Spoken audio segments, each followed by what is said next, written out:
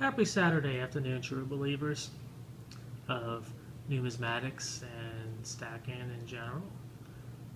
It is, about 4 o'clock here, and there was a coin show in the Fort Worth area, so I decided to go.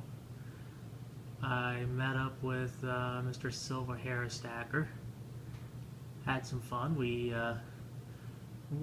rummaged through some old Morgan dollars and peace dollars for him to update his collection, and I'm sure he's going to have a video out sometime in the next day, so I'll let him fill in those details because it's really his story to tell. But it was fun. We talked, this guy and that guy, and not this guy and not that guy, and we talked about coins as well, and I was telling him my mission was to do some upgrades on my classic commemorative set, and also I pointed out the couple that sells me my Mexican silver to him, and yeah, he looked interested, but he wanted to do more research.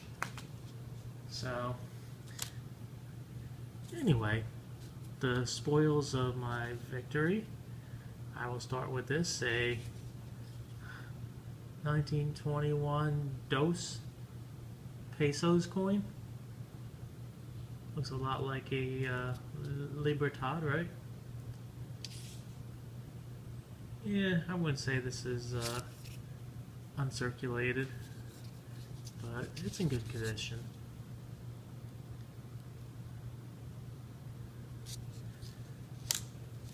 So I picked up these smaller, these smaller peso pieces here. These are like, I guess 50% silver, according to the writing on them. Got him.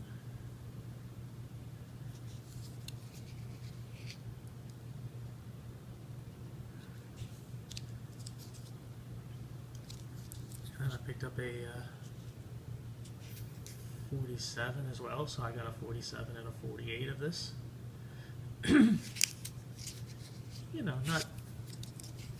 Not too bad. I mean, guy with a a do-rag on his head. Looks like somebody you don't want to mess with. I think people are going to tell me that's Hidalgo. No, that wasn't Hidalgo. This is Hidalgo, 1954, 5 pesos. And I'm sure I saw somebody with one of these before. I want to say it was Cybercurd and Twitcher, but I didn't have this one. And when I saw it and I pulled it out, the guy at the coin stand was like, "Oh yeah, that's a good one. That's a good one." It's key date, and a lot of people are chasing after these.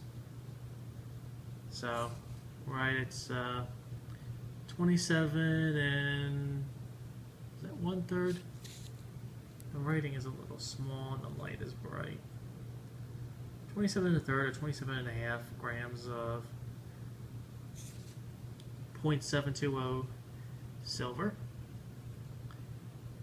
So it's definitely not a coin worth its weight in silver. It's more of a numismatic play once again. It's just one of my ongoing endeavors, the Mexican silver. So that was it with the Mexican silver. So what I wanted to do while I was down there was upgrade some of the stuff I already had. So for those who've been following yours truly here for the last year or so, well, since February for this particular endeavor, I went ahead and did some upgrades on my commemorative 50-cent pieces. So I had an ICG slab AU58 Pilgrim, and I went ahead and upgraded it to a PCGS. Pretty fair deal. I mean, he gave me this This coin here was a cost of $85, and he gave me $50 towards the ICG slab. I forget what I paid for that ICG slab. It was at a coin show, and I was much more of a noob at this then, so I don't think I lost too awful much. I think I did okay. Definitely appreciate having you know, the luster on the coin. I mean, the other one looked pretty nice for an AU58, but yeah, this one's definitely got more mint and luster. It's got some, you know, a little bit of gunk along the letters, but anyway, it was a upgrade I wanted to do. So then another upgrade I did. I had a raw Bay Bridge coin and a raw Iowa commemorative $50 as well. I paid, I don't know, I think it was a total of maybe $180 between the two coins. And this one guy had a NGC MS65 Bay Bridge here. So I went ahead, wheeled and dealed again, and he took an even exchange for those two raw coins. I'm sure he'll make a little bit of money doing that. But I mean, I didn't pay any more out of pocket. And once again, I got my authenticated 50-cent piece. Now the Iowa, that's going to be a future video. Not sure exactly when, but yours truly went back on the heritage auctions and did himself good and won a Iowa commemorative MS66 race. So that's why I was able to use that as a trading mechanism. So very happy with this. Very, very happy. One more I had. This is like crazy, but these Booker T's are expensive. Holy cow. What I got here is the common date, 1946S. I mean, this is the largely minted one, but I mean, it's a good condition. It's crazy. It goes from like, I think there was 1 million of these. My math might be off. I'll have to verify. Anyone really wants to know, it's easy as a Wikipedia. But then there was all these other years going through the early 50s where they maybe minted 5,000, 7,000 here and there. But to get this grade for those lower mintages is insane. I mean, they want like 4, 5, 6, 7, 8, 9, up to like, you know, 1,000 plus. And just for a specific date. I mean, I just don't see the value right now.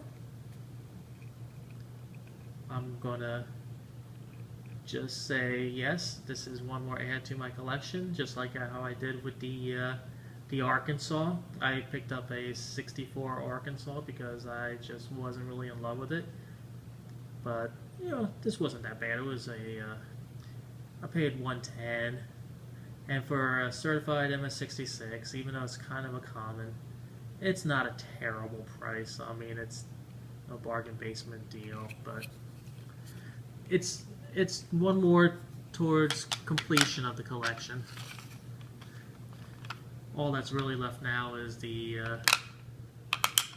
Booker T. Washington for me to hunt for. But he only had the ones with a premium cost, so I'm going to just try to find another common dated Booker T. Washington because it's just not a coin I'm really in love with, not one I'm willing to spend a premium for. But, you know, Booker T, he looks nice and lustrous there, so not too bad, not too bad. And then my Pilgrim, happy to have a upgrade here. And then I got my one more upgrade being the Iowa on its way. And I'll certainly share that with you folks when it does arrive. That should be before the holidays, but in case the Postal Service is crap and I don't get it before the holidays, let me wish everyone a safe and a pleasant holiday. I'm not a big holiday person personally, but it doesn't mean I'm going to rain on anyone's parade, so enjoy whatever it is you're doing. I think I'm just gonna chill out here, go into Google Hangouts with whoever else straggles along. So that's it, folks. Have a good weekend, rest of the weekend, and definitely try to avoid the madness out there until the holiday is done. Later.